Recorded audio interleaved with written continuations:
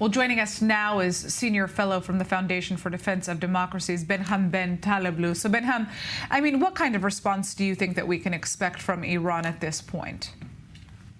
Great to be with you, Natasha. It's really the question of the hour.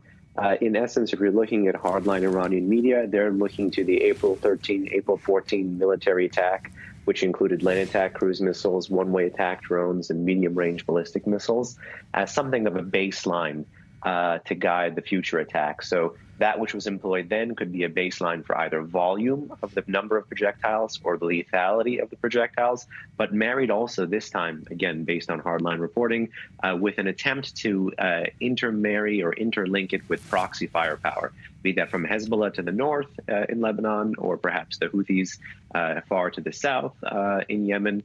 So this is likely what the regime is trying to figure out right now as we speak, not just exploit the kind of psychological scars that it's trying to inflict on Israel and America and everyone else by having them wait for the exact hour, but at the same time try to find a way to coordinate these different fronts under what is called the unity of fronts strategy. Right.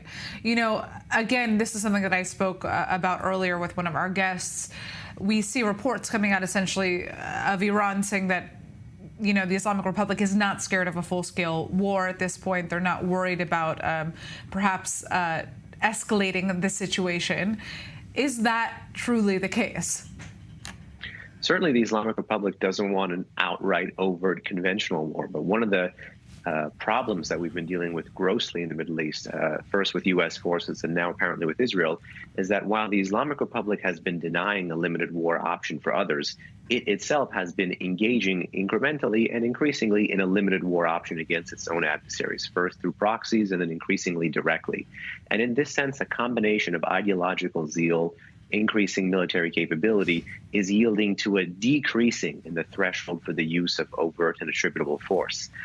This stuff was predictable. The fact that the U.S. did not respond to ballistic missile attacks on its bases after the U.S. killed Soleimani in January 2020 led to some of these deterrence failures. The fact that the Israelis couldn't claim, for instance, the April 19 attack on the radar facility led to these failures. The fact that Iran is counting right now on the White House to restrain Israel rather than to encourage Israel.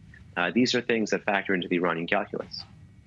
Now, reports suggest that Jordan and Egypt are unwilling to participate in the defense of Israel in an Iranian attack. Obviously, we know that back in April, when we saw that attack of over 300 missiles and drones launched by the Islamic Republic into or towards Israel, there was an array of different nations that intervened. What do we know about what we're hearing from Egypt and Jordan specifically? Well, I'm not quite sure about the role that Egypt would play, other than, of course, to potentially assist with something in the maritime domain or tracking something that might fly over the Red Sea, for example, a Houthi projectile or a Houthi drone, something like that. But the Egyptians, as well as the Saudis, unfortunately, have not been participating in the Maritime Security Coalition, and both of them have large Red Sea borders. So that's one issue.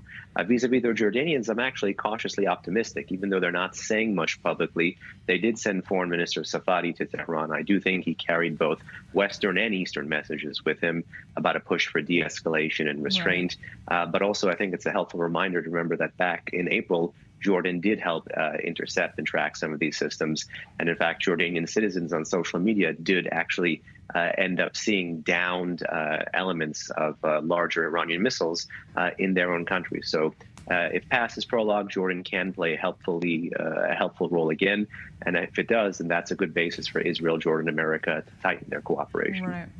All right. Behnam Ben Taleblu joining us. Thank you so much for that update. Hopefully we'll have you back soon.